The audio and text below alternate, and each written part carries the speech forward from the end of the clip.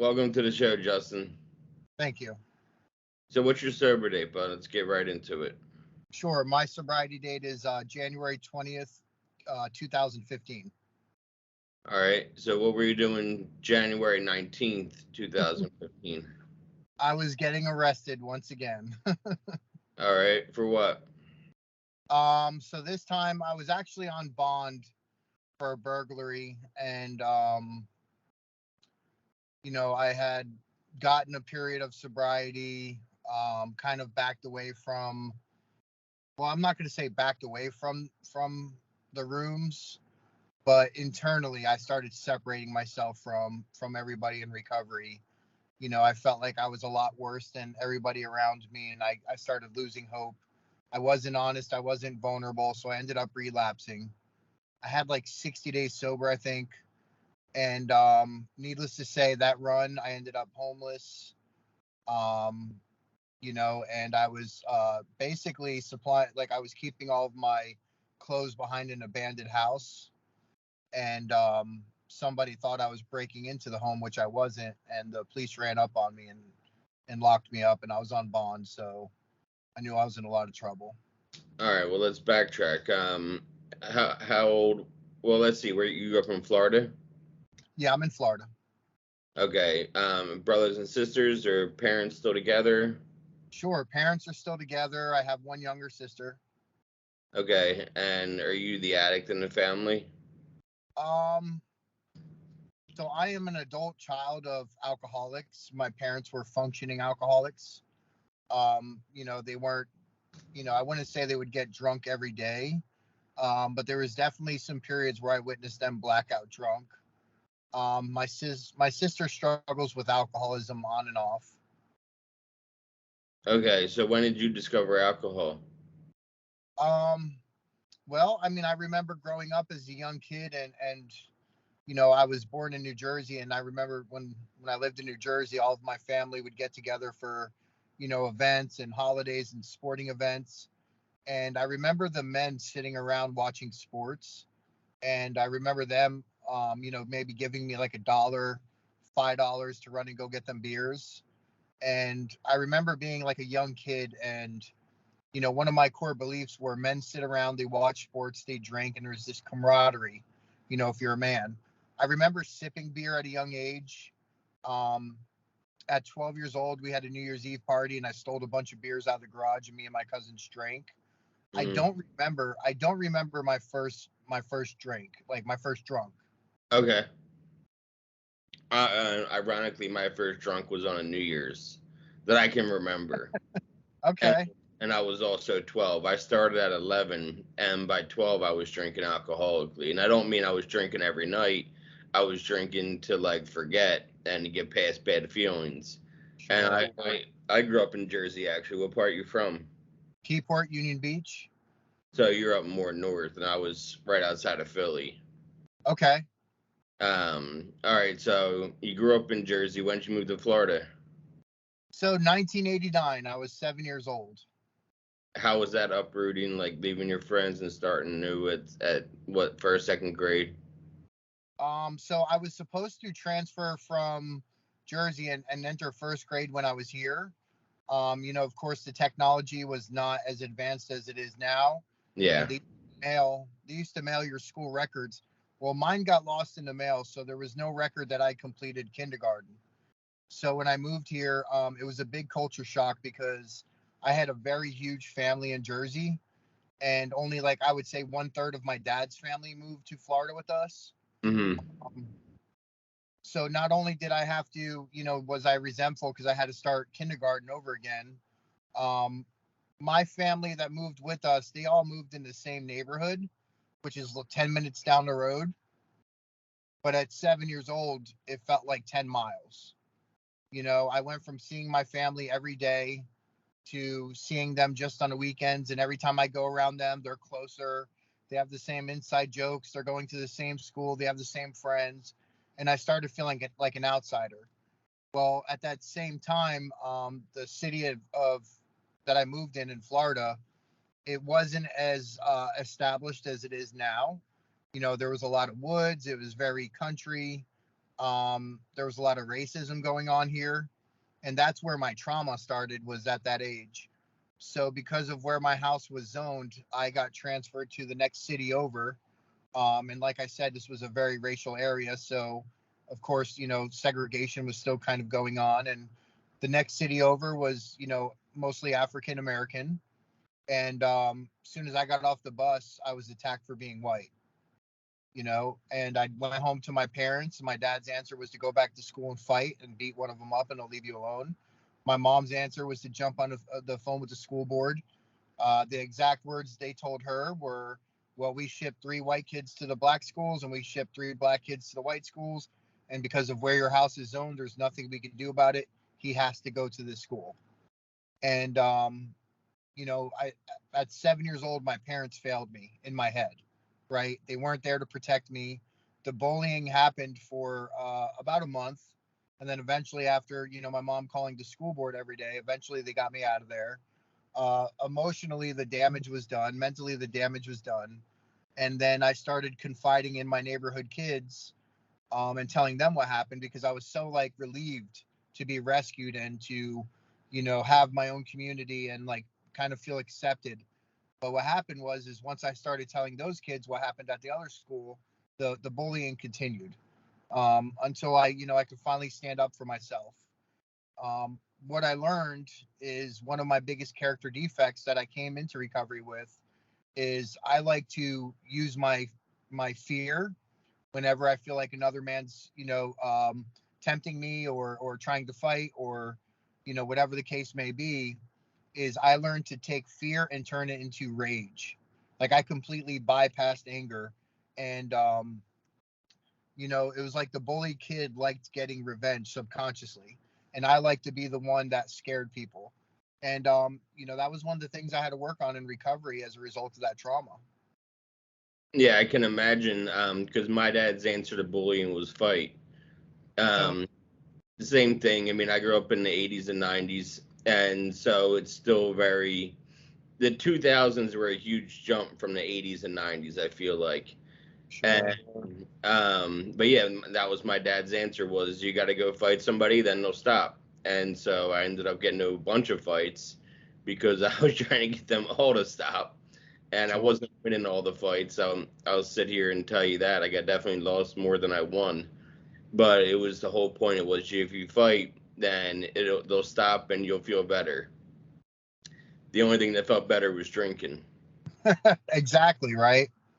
So I'm one of my specialties as a clinician working in the substance abuse and mental health field is trauma, specifically childhood trauma. Um, a lot of people say like, hey, like I didn't become an addict or alcoholic because of my trauma. I think it plays a big part. I Ex- think it's a very huge part in why a lot of us do. I know everybody's different in why they chose to pick up the drink or drug. We can go down the line of genetics and this and that, but I think it played a huge part in my. I've done 130 of these interviews, and I would say 100 out of 100 childhood trauma. Sure.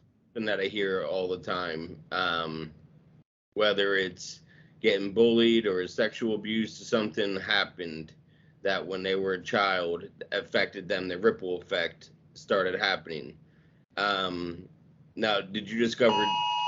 Oh shit, that's that alert. Yeah, so it's going off on my phone too. Okay. Did it Well, go away? yeah, it went away.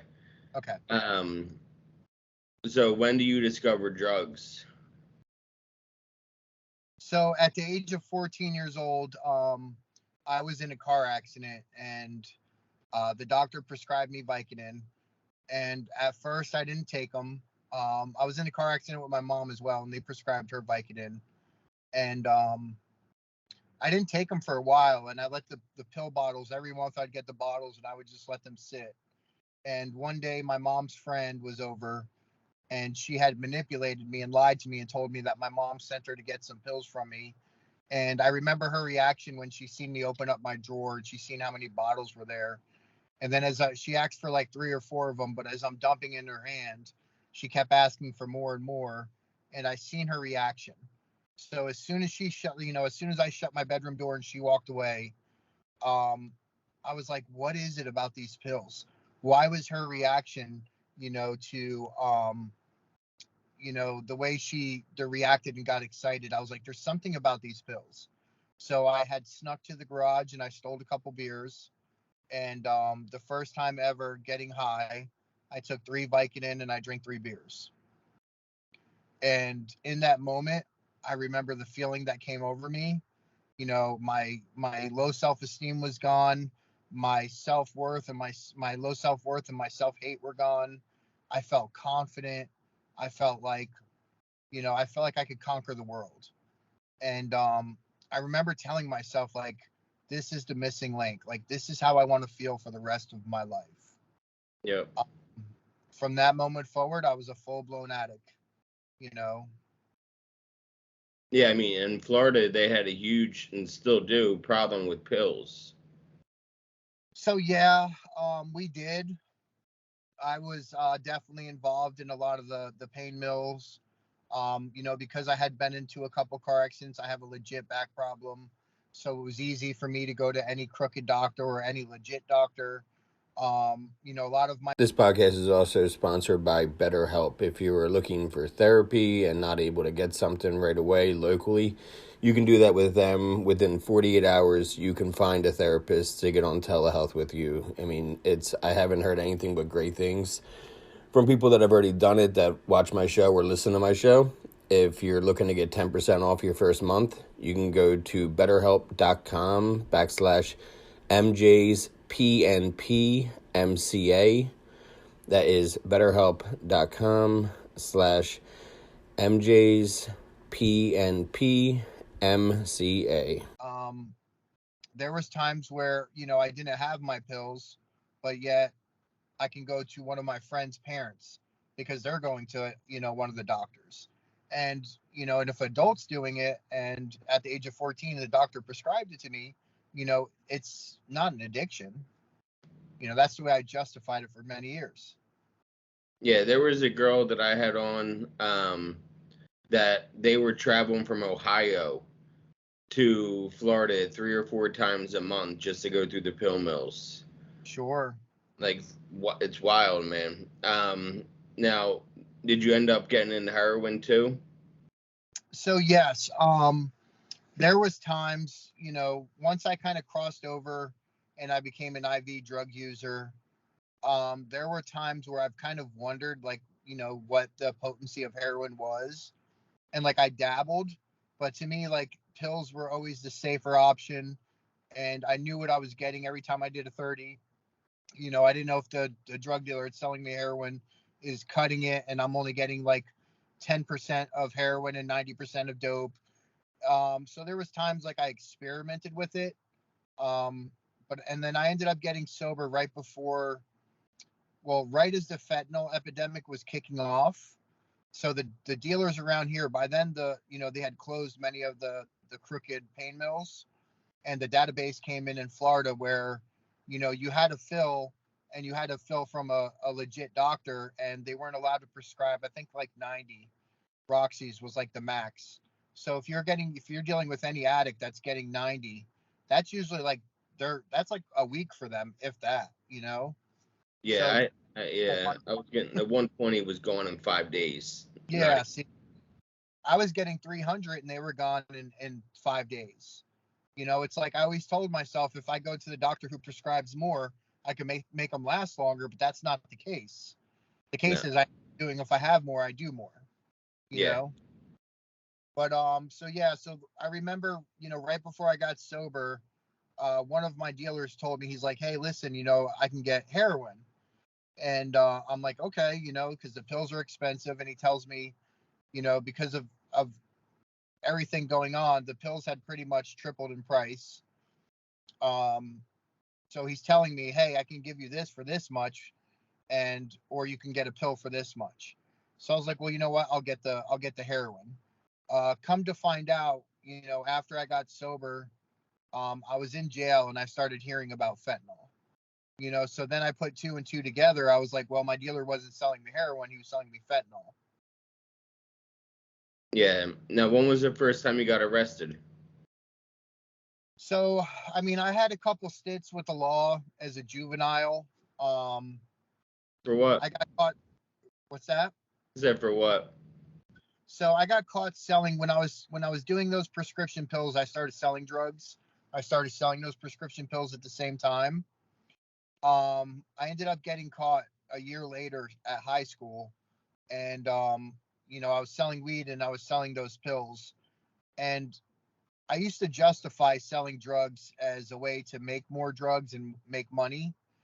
But really, like looking back, because of my childhood trauma, it was like an ego boost. People needed me for what I had. Um, so long story short, I got caught selling pills and I got caught with weed at school. They arrested me. They took me. I did one night in the juvenile detention center. I got released to my mother. And then I went to court. I got 6 months of juvenile probation. I had to go see a therapist. I had to take drug tests. I cheated my way through it. I lied to them. I just told them I did it out of peer pressure. But the first time I actually got locked up was when I was 18 years old. No, I was 19 years old. I was selling drugs and I sold a friend of mine, brung the undercover police officer to my parents' front door. And I sold the police officer coke on one occasion and weed on another occasion.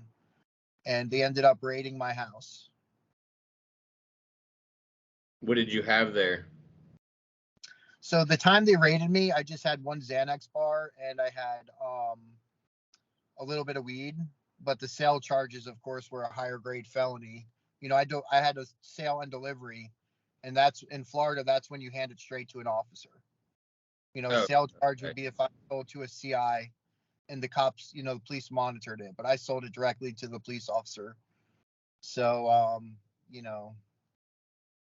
looks pretty careless when you're going in front of the judge and you have a sale and delivery. Especially right to your door. That's not really. It's not like you were like out in like the middle of nowhere or a parking lot. You had them come right to your house. So yes, I trusted the person. I used to pride myself on being a smart drug dealer. I used to like watch everybody else get busted and like take notes and like, okay, don't do this and you don't do this. You don't talk over the phone and you don't do the hand-to-hand transaction. But I trusted this individual at the time. Um, and he unfortunately, set me up, which I don't know if it's fortunate or unfortunate because it's a big part of my story today. Good. Did that like straighten you out at all for a little bit? So no, not at all. I ended up getting sentenced to 16 months in prison with 3 years of probation.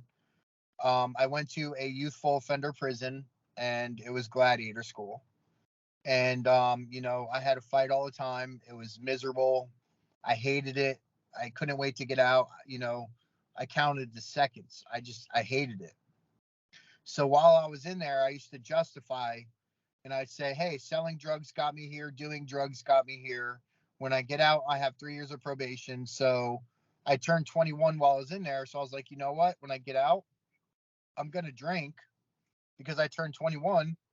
And that's what we do when we're 21. We drink and we party and we live life. And my first day out, I went and checked into the probation officer. I got back home and one of my friends came over and he had pills on him. And as soon as he walked on my back porch where I was sitting and I was smoking a cigarette, there was like no words exchanged. He just tapped on his pocket and I heard those pills jingle. And that's all it took for me to relapse. Right. Yep. So 16 months of being away from my drug of choice, it was not enough for me to say no when the temptation was there. And as soon as he hit those pills, like there was no words exchanged. I just stood up and I followed him to my bedroom and we snorted those pills. Then I'm like, what the hell did I just do? I have 3 years of probation. And back then, Florida had zero tolerance. So if you violate, you go back to prison. And I was like I was brainstorming. I'm like, okay, this is my one get out of jail free card. I messed up. I did it. Let me enjoy the high. I won't do it again tomorrow. But yet I'm doing it again and again and again. Now I'm trying to cheat, the system with my drug chest. Needless to say, I violated 4 times. I was on probation for 2 years. The 4 violations happened within a 2-year period. I would always, like do something to get out of trouble. When I got in front of the judge, I would, plead, have mercy on me, please don't send me back to prison. And he gave me 3 chances. And one of those times was a Christian-based rehab. I did good for a little while in there. I graduated, but I had relapsed right before I graduated. I was hiding it. I got out. I did good for like a little. Well, I did good hiding it. I'll put it like that. I did good hiding it. Um, by then, my second son was on the way. I had a different, the, the the relationship with my first son's mother didn't work out. Whenever my house got raided, um, when I was 20 is when me and her broke up. But this time, I'm hiding my addiction. It's somewhat functionable in my mind because I'm hiding it so well. And my second son's mother, she wasn't an addict either. So I'm hiding it from her. And this is where I became an IV drug user because I was doing so many pills a day. Somebody told me like, hey, you could switch to a needle and you won't do that many a day. And all I could think about is, well, if I switch the needle and I do this many instead of this many, I could continue to hide my addiction. And I crossed over to become an IV drug user. But needless to say, that's when things started getting really bad. Were you And shooting 30s or shooting dope? I was shooting 30s. They were around in South Florida, especially my city. 30s were plentiful. Yeah. So dope wasn't really around like that. And if you had to know somebody to get heroin, which I did. I knew the ones who were doing it, but like that's another thing is I used to look down on them because the doctor is giving my prescription, and it's a justification to keep me sick. That's all it is. Yeah, I went 10 years with the pill addiction because I kept justifying, well, at least I'm not doing heroin. And I always, Exactly. at least I'm not doing heroin. And I went my entire addiction, I kept saying that to myself. And then I got to rehab. I'm like, I'm no different than anybody in here that was shooting heroin. Sure. You know, Humbling experience when you figure that out. if anything, it just keeps us sicker because it's if we could justify and we can have some kind of lie to hide behind, like the heroin addict, he knows he hit bottom. He knows he's at that bottom. He's accepted it. But if I'm hiding behind my pill addiction, saying, "Oh, it's not heroin," it's going to take me a little bit longer for me to accept recovery. I mean, I might end up dying before I accept recovery because I have some kind of lie to feed myself to keep my addiction going. That's what it scares me today, but relapse is the 30s are being faked with fentanyl, and I hear that it's the M30s that mostly are the fake ones, and M30s everyone knows are the best 30s you could get. And once I found that out, I was like, oh shit, like if I relapse, I don't know what's going to be in them. I could die of my relapse. There's so many people that relapse and die these days because they think they're doing a perk 30 or Roxy 30, and instead it's fentanyl inside there, and they do way too much and die. Sure, and so I mean, I don't know how it is where you're at, but I would imagine it's all over the U.S. But I'm very involved in the treatment industry here in Florida, and I'm very involved in a lot of organizations. One of them is the opiate task force we have, where it's just a group of us professionals from this area. We come together and we come up with ideas to help people and promote recovery and promote treatment and therapy and even MAT and harm reduction. Um, but they're pressing everything. There's Adderall. They're pressing Adderall as fake fentanyl pills. Xanax. I heard a weird one the other day. I can't think of what it was, but it's something like, I mean, I want to say it was like an aspirin. And if I'm driving, like, let's say I have my pill bottle in my car and I have them in a Tylenol, thing. And let's say I jump out of my car to pump gas and, God forbid, maybe somebody's in my car and they think it's a Tylenol. They pop two. Next thing you know, they're dead. Yeah. As a matter of fact, I heard a story yesterday. I was at an interventionist training, and I was helping some of my friends that run the interventionist training, and they were training a mobile crisis unit. bunch of social workers and stuff like that, and peer specialists. And they were telling a story. A woman, she had ran out of her prescription Xanax, and she struggled with very high anxiety. So she reached out to a friend of hers and said, "Hey, I ran out of my Xanax. Can I get one from you?" And the friend said, "Well, I don't have any, but I'll get you one." And that friend, gets one from one of her friends, and then gives her the half of it. And so the woman gets the half of Xanax from her friend, and she goes home and she takes it, and she dies in front of her children. Unbeknownst to her, the person that sold them, they were fake pressed fentanyl Xanax. You know. I've even heard in my area that fentanyl being in meth. So yes, I'm in a really big meth area where I live in the middle of nowhere. Meth is fucking huge around here. So meth is actually getting really big in America. It's not really fully developed. I mean, there's a lot of people that do it in Florida, but we haven't seen like a big problem with it compared to some of the other states. But so I work in treatment, so when people come in, they might tell me, "Hey, I'm only addicted to cocaine," or "Hey, I'm only addicted to meth," or "Hey, I'm only addicted to Xanax," or "Hey, I drink a lot, but I also smoke weed."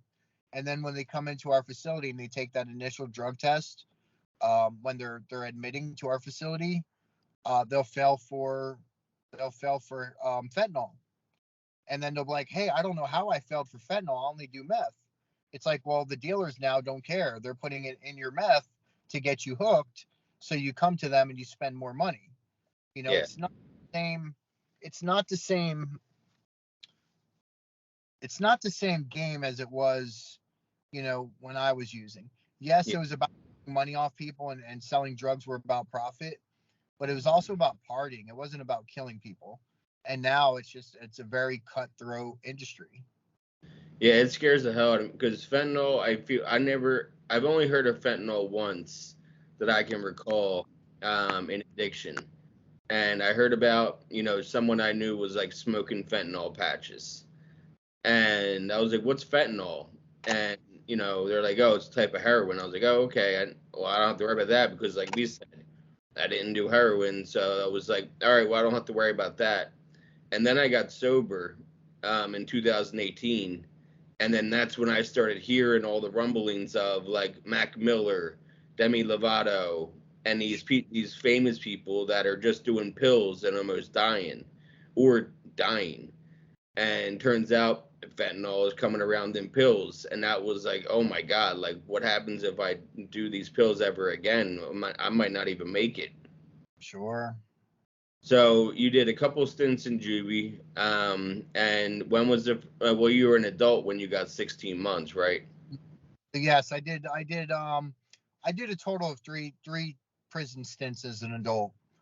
So I think I stopped where I got my second one.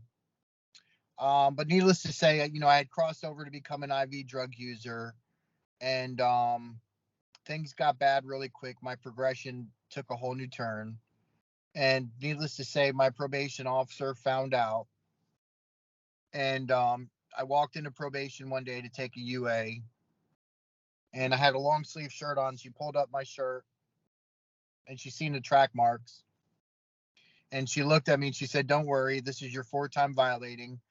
I'm going to get you some help. I'm going to make sure you go back to prison this time. I don't know how you violated 3 other times and didn't go to prison.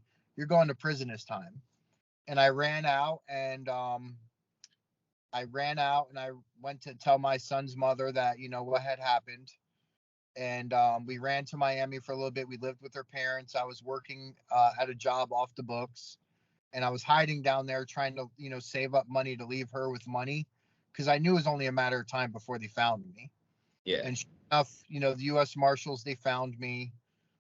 They transported me back up here, and I ended up getting 27 months in prison my second time. So it was the same thing. I was in there and I was like, listen, selling drugs got you here. Doing drugs got you here.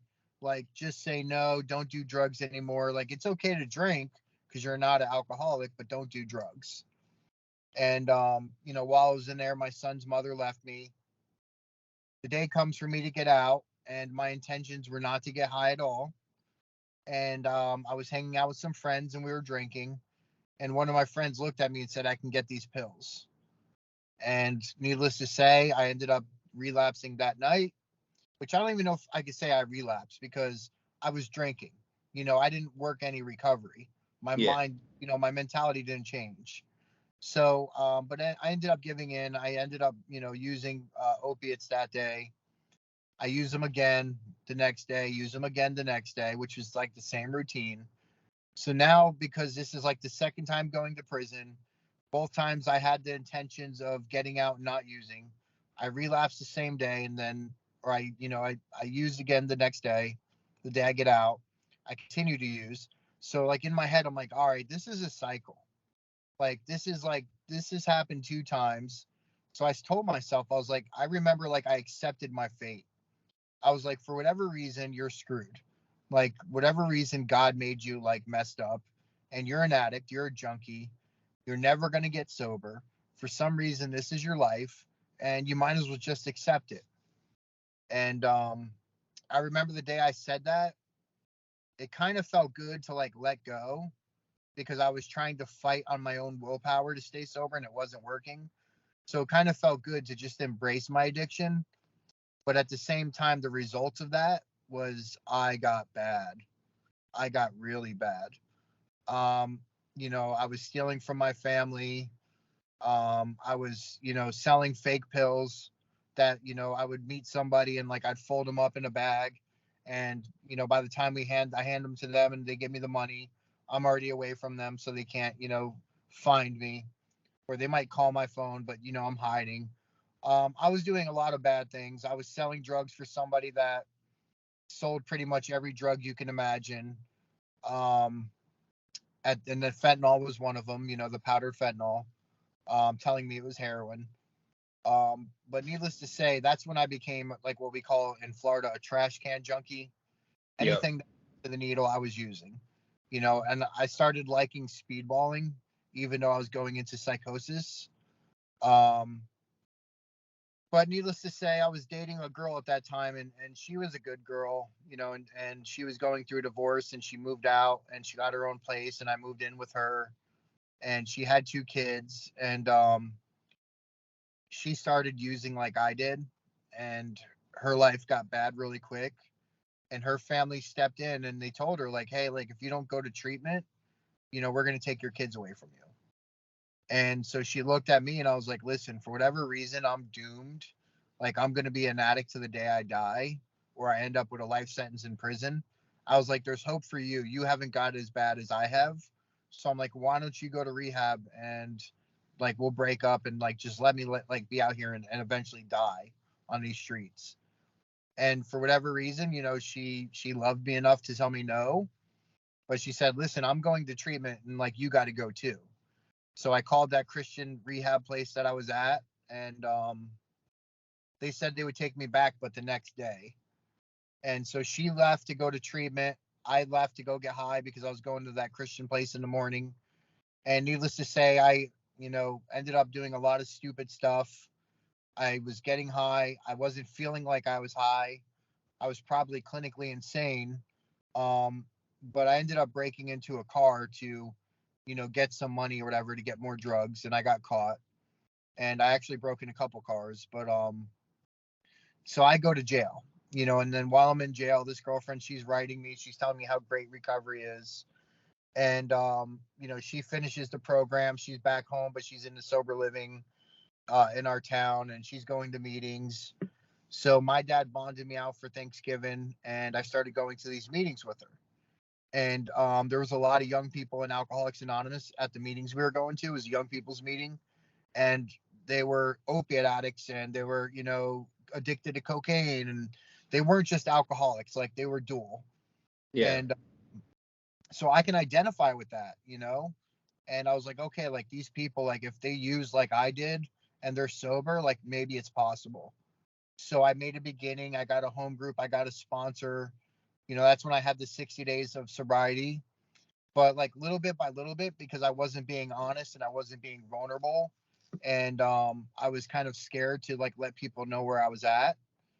I started separating myself from everybody. I started thinking these people weren't as bad as me. If these people were as bad as me, they would have never got sober. And I wasn't telling anybody like the insanity going on in my mind.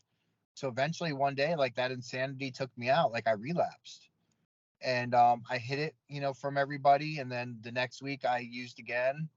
And of course, everybody's seeing me high. They could tell I was high. And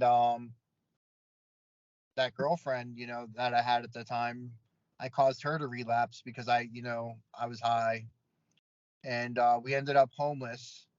I had a place to go the whole time, but because she was in sober living and she relapsed with me, I wasn't going to go home where she couldn't come, so I stayed on the streets with her, and we lived behind this abandoned house. And that's when I got arrested, again, because me and her were going to get our belongings that were behind this house, and the neighbor thought we were breaking in, and the police ran up on us, and we both get locked up. And so I'm back in the jail again, and they take us to first appearance to see the judge for our bond hearing. And they charged her with the misdemeanor. They charged me with felonies. And needless to say, this guy walks in and he says, "Who wants to sign up for the drug program?" So her hand shoots up, my hand shoots up because I want to go where she's going, And needless to say, she does her little 30 days. She goes home, and I'm in the drug program, and I was a mess. Like you take my drugs and alcohol were my solution for that internal mess, and then it's like you take them away, and then I'm locked up and I can't get to them. I'm just a mess. And needless to say, the girlfriend ends up, getting back to the IOP program, the sober living. She's back with her sponsor. Her sponsor tells her to leave me. Or let me back up. So she's back doing the right thing. And one day the lawyer comes and sees me, and the lawyer tells me, "Hey, listen, this is your third time going to prison. And in Florida, we have this thing called habitual felony offender. And if you go 3 times, you can be enhanced." And she goes, "The state attorney's giving you the habitual felony offender enhancement, and you're going away for 30 years day for day." And I was like, "Ma'am, I'm not taking 30 years. Like, I'll take 5. Get me 5 years. I'll take 5." And she's like, "No, by law, you have to get the 30 years habitual felony offender sentence." And she leaves. Like, she got out of there quick.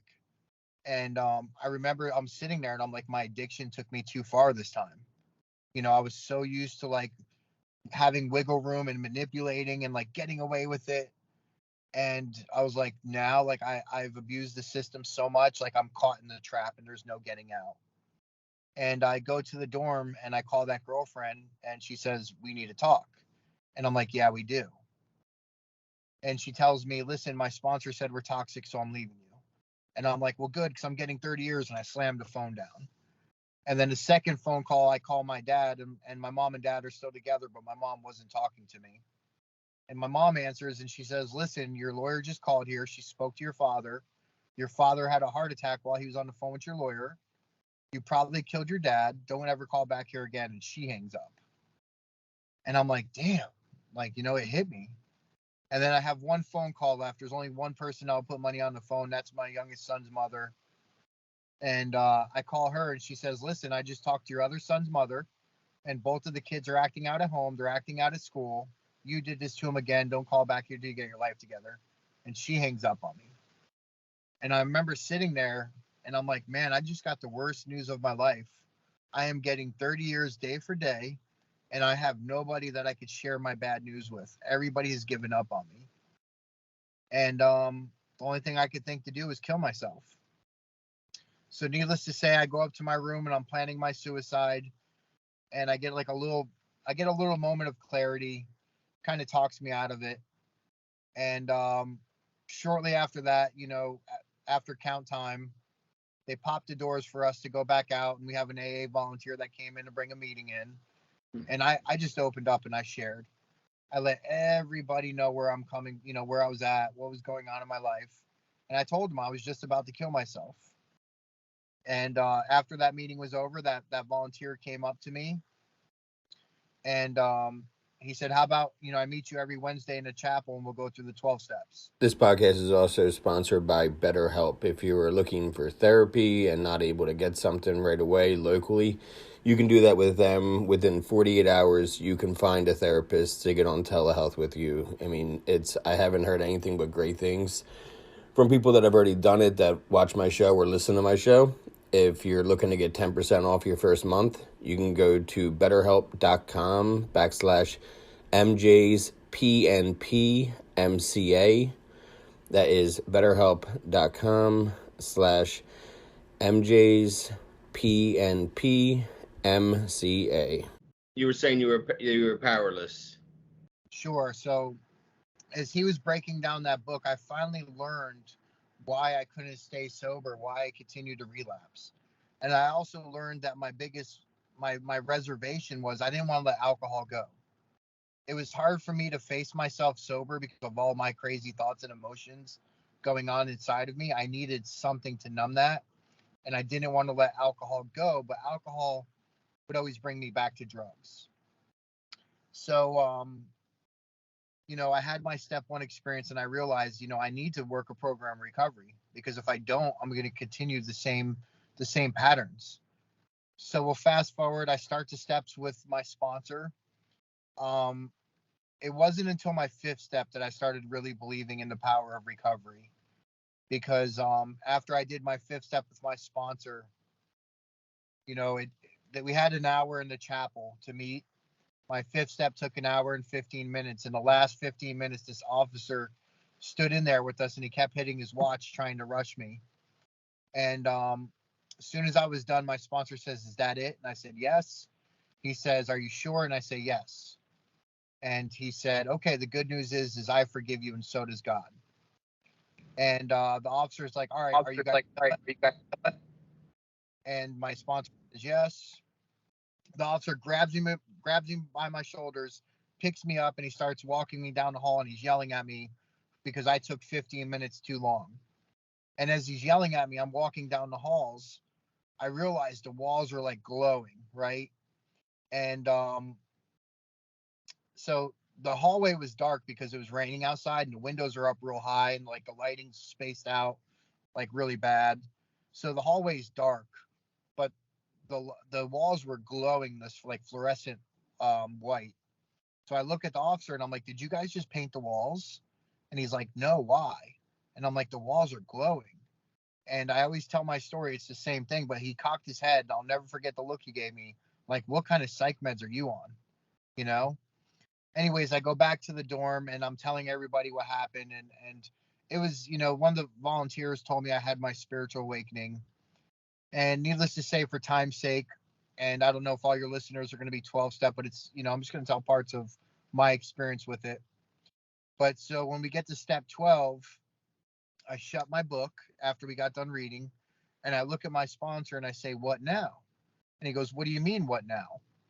And he's like, "Now it's time to sponsor another man and take them through the steps."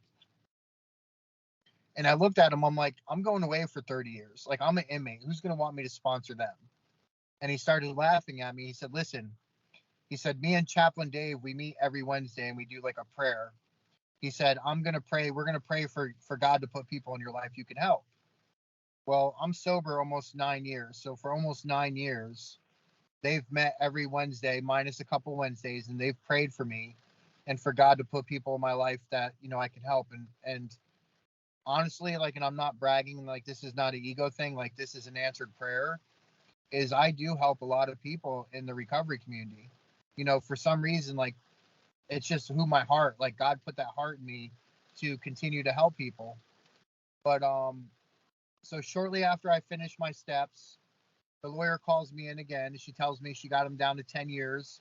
It's still a habitual felony offender enhancement, but she got him down to 10 years. I tell her no. I'm like, "Get me 5 years. I'll take 5." And she's like, "No, it's either 10 or 30." I'm like, "No, I'm not taking either." I'm still being like egotistical. And needless to say, the emergency shipped me off to court 20 minutes later. I go in front of the judge. As I'm standing in front of the judge, The state attorney walks over to the judge and gives him the paper. The judge starts reading it, and he says the state's seeking a habitual felony offender sentence of 30 years day for day in the state of Florida. And it hit me. I'm like, man, I should have took the 10 years. Needless to say, the judge says, do you have anything to say? And I just opened up and I spoke from the heart. For the first time, I wasn't blaming anybody. I took accountability. I told the judge, I said, Your Honor, I did this stuff. I did it in active addiction. I said, I'm not the same person I am today as who I was then. I started talking to him about everything that happened in the recovery program in the jail. I started telling him about how I went through the 12 steps. And I said, listen, I'm willing to take a prison sentence. I know I have to get a prison sentence, but I'm asking, please give me a chance to do something, like a little sentence, and then go back home and be free so I can go live sober and happy and live in recovery. I said, I've never had this opportunity. And so he takes a recess. He comes back. He looks at me and he says, I don't know why I'm doing this, but I'm going to give you a total of 6 years in the Department of Correction, followed by 4 years of probation, which is a total of a 10-year sentence, habitual felony offender. And, that was it, and looking back now, that was a blessing. I didn't get the full 10. I didn't get the 30. So we'll fast forward. The day comes for me to go to prison, and I go to prison, and it's one big party. It's different from the last 2 times. Everybody's doing drugs. The officers are bringing in drugs. They're not drinking prison wine. They're drinking real alcohol because the officers are bringing it in, and they're selling a cheap $10 bottle of vodka goes for $100 cash, So that's a no-brainer. The officer's making $90, So it's just a different world. So I get there and I'm looking around, and everybody, as soon as I get there, like, hey, what drugs do you want? So I'm like, okay, I have a choice. Either I stay proactive in my recovery, or I don't do anything proactive for my recovery, and eventually I'll get picked off and I'll relapse. Yeah, because you made it through the steps at this point. This is the first time in your life you did an honest 12-step, and Yes. you have a spiritual awakening, and now you're getting thrown literally. You might as well be back in the streets. Exactly. With all the drugs around. I mean, I've heard of that happening, and I know you're not alone in that. Yeah. So, I mean, there was a couple other people in there that were working recovery, but so I jumped in, right? I started chairing AA meetings. I started sponsoring some men in there. I started writing articles for the Alcoholics Anonymous Grapevine magazine. I have 6 of them published right now. All of them I wrote from prison. I have one published in the Grapevine Prison Edition book. One of my articles is in there. I started teaching the IOP program that they had at this place. The counselors fell in love with me after 16 months of teaching that program. I earned my CAC, Certified Addictions certification, and that allows, or Certified Addictions Counselor, that allows me to work in treatment when I got out. The counselors went the extra mile for me. They seen how hard I was pushing to do something, and they fell in love with me, and they reached out to some people, and another organization stepped in and said they would work with me. Another one said they would pay for it. And to me, it was a God thing, So needless to say, after, 5 years, because I earned good behavior, the day comes for me to get out, and I get involved with my sponsor. I was writing him the whole time when I was in there. We get connected. I start going to meetings. I start getting connected out here. I start sponsoring other men. I started working in treatment right around the time COVID hit. All the meetings were shut down. Me and my friend jumped in, and we started some meetings, at houses and parks, because the clubhouses shut down during COVID. I stayed proactive. I started as a nighttime IOP group facilitator to get my foot in the door. I went to full-time group facilitator. And then one day my dad came home and he tells me that he has stage 4 lung cancer, and that they're going to try chemo one time, and if it doesn't work, he's going to go. And really, looking back now, that was my dad's way to tell me that he was out of options and he was going. It took me, I had to get through the grieving process to realize and look back in hindsight that, let me know that be prepared. Yeah. But that was the hardest thing I dealt with in my recovery, is my dad dying. Me too. My dad passed in June, and it doesn't get easier. I know that much. and he had stage 4 colon cancer, and he had 1 round of chemo, and it made him worse. It made him sick every day, Yep. and him and I would talk every day. But in the last couple months, he could barely talk. He would just, Yep. he goes, "No, I need to lay back down. I need to lay back down." Like, all right, Dad, I'll talk to you later. And then eventually he had to get like half of his stomach removed, and it spread to his stomach. And then he didn't last that much longer, unfortunately. But that was June 12th. And it's definitely between that and my wife's MS diagnosis. Those are the two toughest things that to go through in sobriety. And I never thought I could do that. I lost my fiance to suicide in 2015. And I thought I blamed myself the entire time. And other people were blaming me too. So it was easy for me to justify staying in addiction because, oh, woe was me. Look how much I lost. So, I mean, yeah. And I'm sorry for all your losses. Thank you. But that was the hardest thing I went through. And did you do the full 6? What is it? Did you do the full 6 years? I did 5 years, and then I did 4 years of probation. Okay. So I have 2 months left of probation. Look at that. And it was like every other time I was on probation, I hated it. And like now it doesn't even I feel like I'm free. Yeah. But just real quick, for time's sake, just because I have to get back to work. But so I made it through the grieving process, but I struggled and I started seeing a therapist. And it was during that time that some of my childhood trauma got uprooted. I transferred to another facility. I became a full-time therapist. I started healing through my childhood trauma therapy, and all the clients pushed me to write a book. I wrote a book, Fear, Face Everything, and Rise. It's available on Amazon. It's about childhood trauma. And then, I transferred to another facility. Now I do clinical outreach. I actually work with the same courts that sentenced me. I took a picture last Thursday. I spoke to the courts. I did a presentation. I took a picture with that judge that sentenced me to prison my first time for 16 months. I'm very active in Alcoholics Anonymous and Drug Addicts Anonymous. I'm very active in Voices of Recovery, which is a thing we put on for everybody in recovery.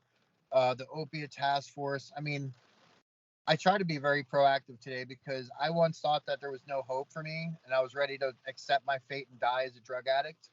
But that's just not possible. Like that saying, we do recover. Like we really do.